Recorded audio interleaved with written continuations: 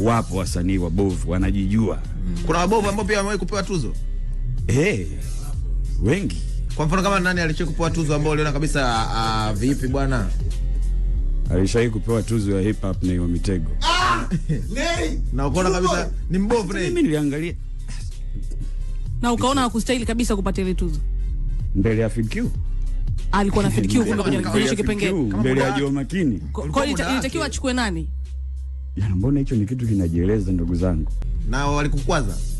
Bia haijawahi kunikwaza. Yaani unapompa msanii mbovu tuzo ambayo ya sifa ambayo istahili, inamaanisha tatizo sio msanii, tuzo yako yenyewe ni mbovu. Nay ni mbovu au ilikuwa ni muda mbovu? Tuzo ndo mbovu. Ila Nay alikuwa iko sahihi. Nay aliwekwa kwenye kategori, lakini kama tuzo ziliona kwamba yule ndo anafaa, kwa sababu huwezi kuniambia ni mashabiki walichagua vile. Tuzo ndio zilichagua vile. Msanii bora kama unakumbuka vizuri, baada ya hiyo tuzo na tuzo nazo zikafa.